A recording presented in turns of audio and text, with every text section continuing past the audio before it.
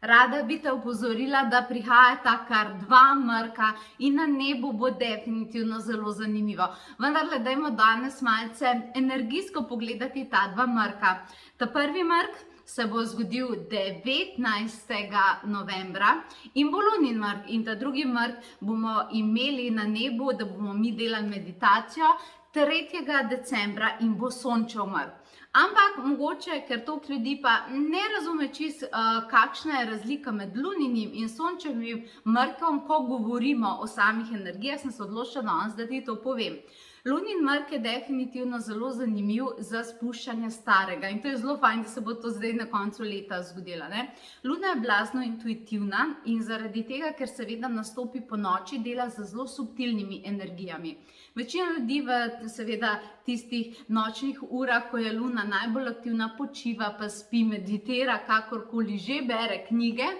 In v tistem času je seveda vsa stvar zelo umirjena, kar pomeni, da je to definitivno obdobje oziroma trenutki, ko nastopi taka luna, kjer se dogaja introspekcija. To pomeni, da takrat pogledamo vase, začutimo sebe in takrat je pravi čas, da se spuščajo stare stvari, da se odvijajo zdravilni dotiki za čustva, razbremenitve in očiščenje. To se vedno rabi in vedno je potrebno, ko hočeš narediti nek nov korak v življenju. Vedno moraš najprej pogledati, kaj boš vzel na naslednjo stopničko svoje manifestacije in kaj je tisto, kar ti ne služi več. Medtem ko na drugi strani, ko imamo sončev mrk, njega pa jaz dojemam tako prav, kaj eno tako tipko, kar resetira manifestiranje. Moč, karizma, samozavest, razumeš, sončev mrk je pa tisti, ki prinaša pa to manifestacijo. Pa vendarle, zdaj, da ti priješ do take ful močne manifestacije, da se ti res stvari obrnejo na boljš, rabiš tja prideti pripravljena. Veliko ljudi ne razume, da s starimi bremeni ti ne moreš iti v neke močne manifestacije, zaradi tega, ker preprosto za njih ni prostora. In tokrat sem se jaz odločila, da uporabim energijo obeh, za kar sem res hvaležna, torej energijo luninega mrka in energijo sončevega mrka. Dve meditaciji, 19. november in potem 3. december. In kaj se je pokazalo? 19. november, mislim, da že naslov sicer vse sam pove, zmajev poljub posušenih solza. Spustiti staro, bremena, tisto, kar te je zabolelo, razočaranja, krivdo, krče zaradi stvari, ki so se ti zgodili in se ti tega držiš.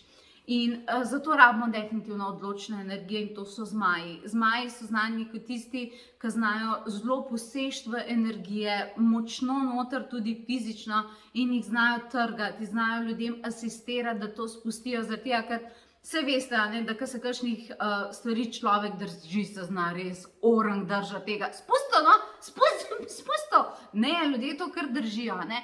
Čas je, da se to spusti. In tokrat bom na lunin mrk najprej delala z vami, ki boste to začutili, bom delala to. Torej spustiti, pa očistiti se, pa to dati ven iz sebe, zato ker enostavno to ne more biti v tebi, če hočeš v letu 2022 iti uspešno naprej.